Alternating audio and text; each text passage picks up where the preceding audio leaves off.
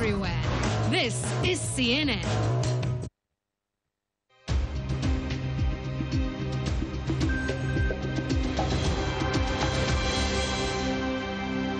Welcome back to World News Asia. I'm Anjali Rao. Here are the top stories.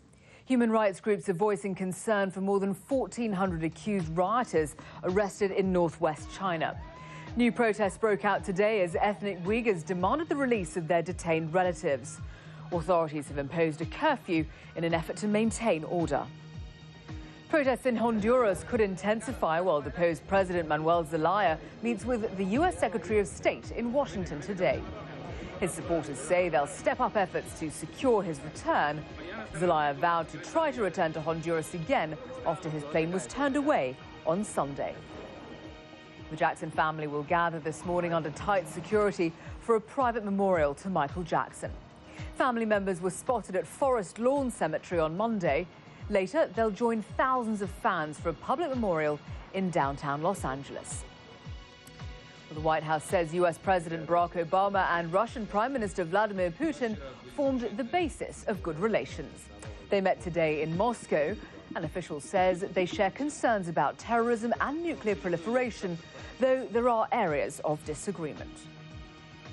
Economic power will be the strongest currency in the 21st century. That message from Barack Obama following his major foreign policy speech in Moscow. He is asking for greater cooperation and closer ties between the U.S. and Russia. Ed Henry has been keeping track of the U.S. president in Moscow, and he joins us now. Ed, I know that you sat down with Mr. Obama. What did he say?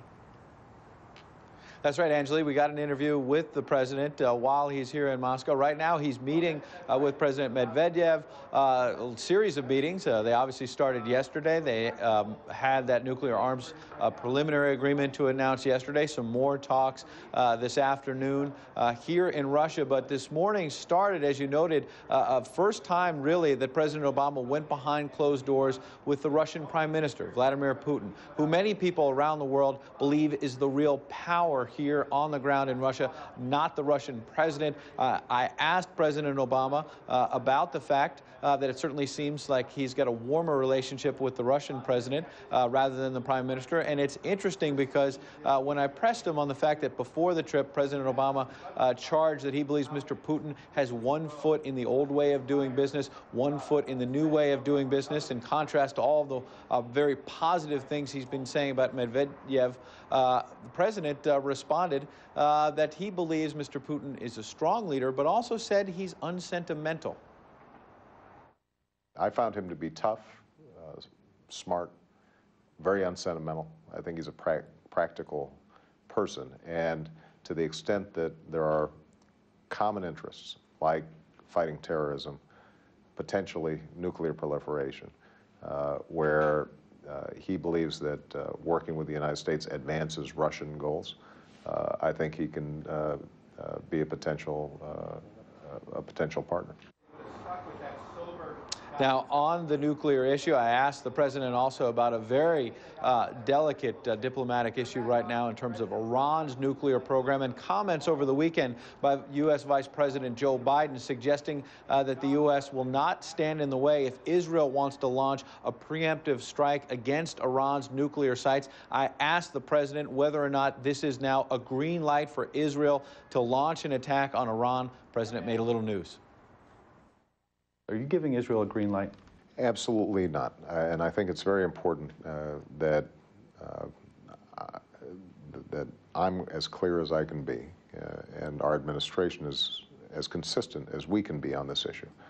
I think Vice President Biden stated a categorical fact, which is we can't dictate to other countries what their security interests are. What is also true is it is the policy of the United States to try to resolve the issue of Iran's nuclear capabilities in a peaceful way through diplomatic channels.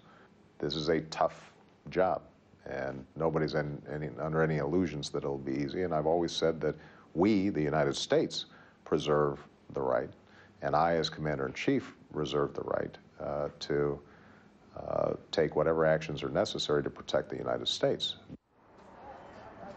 Now, I also asked the president about the U.S. vows that they are going to, open a diplomatic channel, direct diplomatic talks with Iran, and whether or not it's difficult to do that right now when you have the fact that Iran is in some turmoil over the disputed election. And also, it appears that Iran doesn't necessarily want to have these direct diplomatic talks. The president acknowledged that is a problem, but basically said that he has put forward a door of opportunity for Iran. It's now up to them whether or not they want to open it.